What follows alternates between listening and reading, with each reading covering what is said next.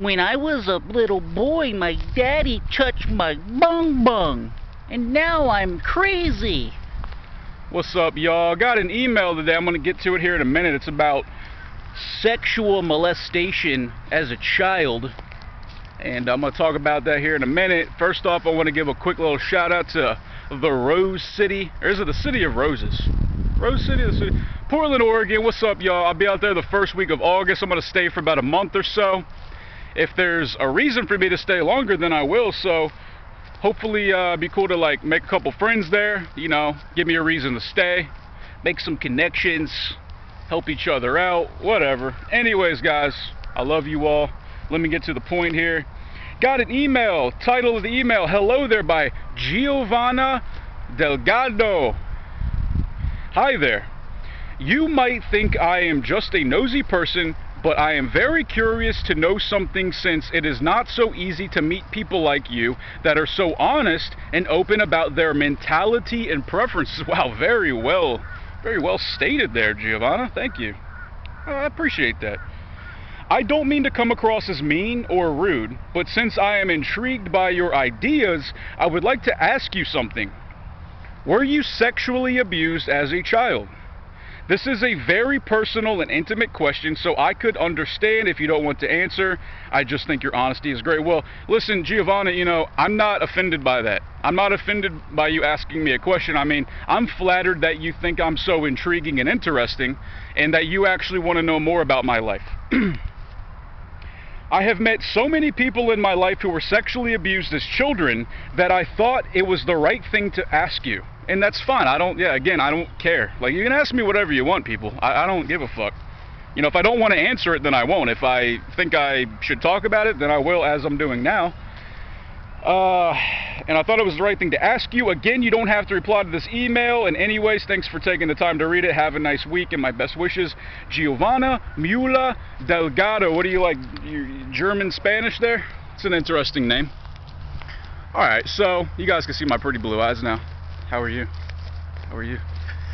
Alright, so sexually abused as a child. No, I was not. And like, on the way up here, I was walking around, and I knew that I was gonna make this video today, but I had to like gather my thoughts about it, like really think, like, was I touched? I recall the only time I was ever touched against my will was actually at Ozfest. I used to go to Ozfest, if you guys know what that is, like big metal music festival, like all day long. It's awesome, bands from all over the world.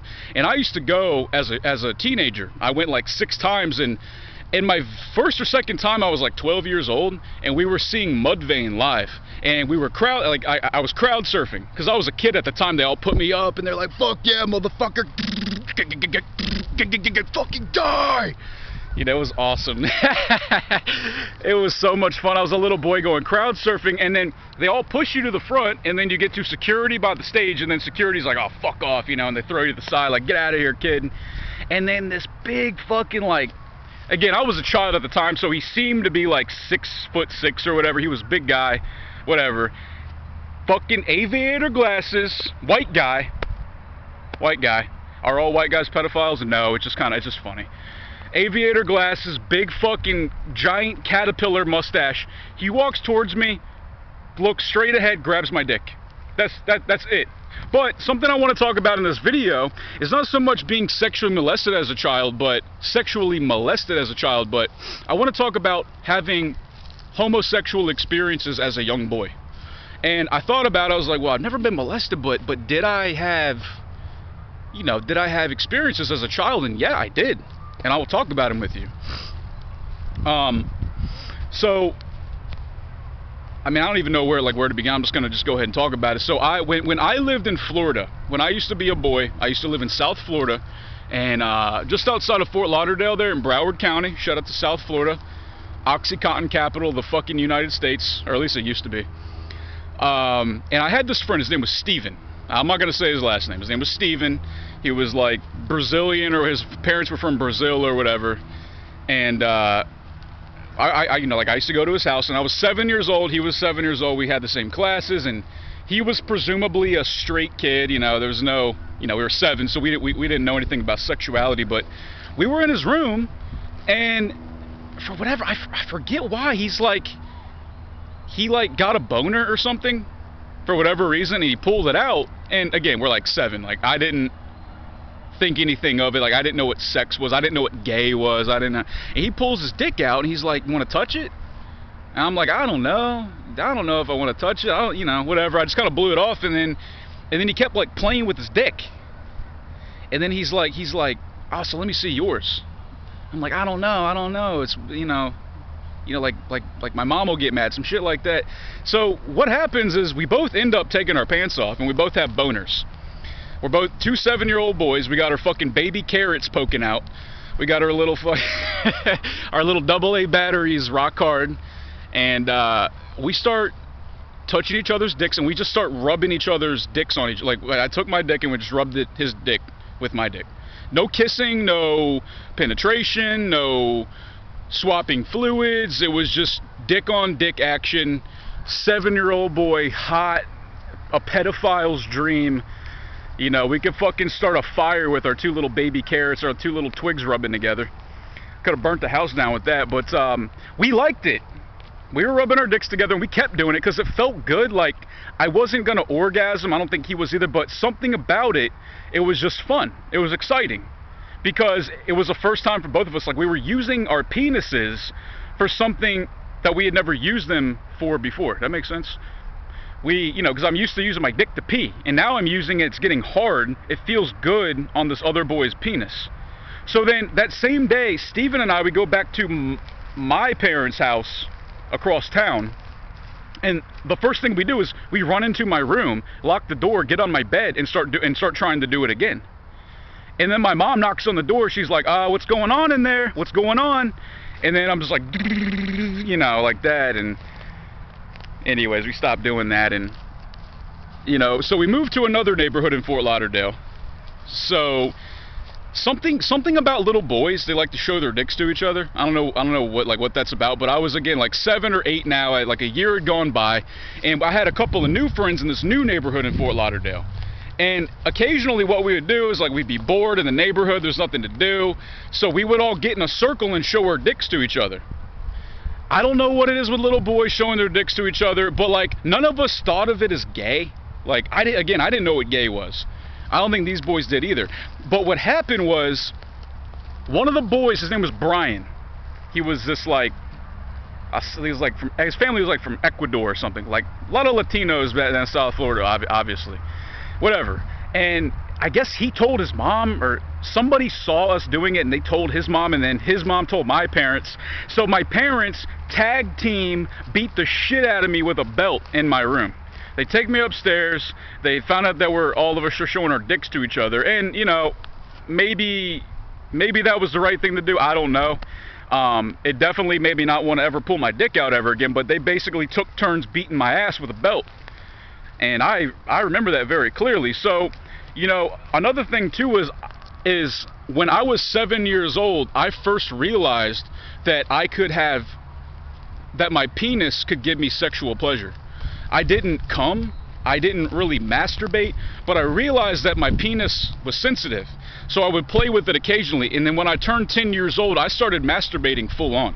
And I'm gonna talk about when I first got caught as a boy masturbating. It's so fucking, oh my god. I might have even talked about this before in a video, but so after South Florida, our whole family moves from Fort Lauderdale, Florida to Front Royal, Virginia. And I don't know if you guys know anything about that, but it's very drastic change in scenery, culture, all that.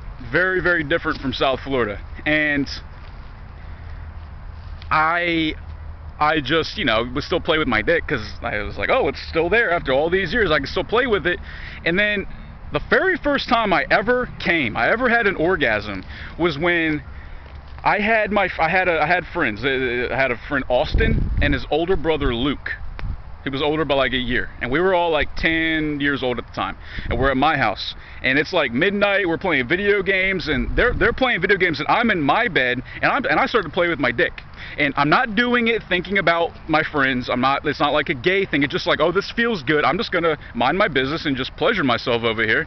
I didn't think anything of it. It was just like if I'm, you know, just like if I'm giving myself a little back rub, like I'm just playing with my dick. But then I kept playing with it. I kept playing with the head, and I would go down the shaft and play with the head. You know, I was fucking little boy. I had a little fucking baby carrot. I did. It's not small now. I swear. You guys don't think it's small, right? It's normal. It's fucking around. And then I was like, oh shit. Oh my god.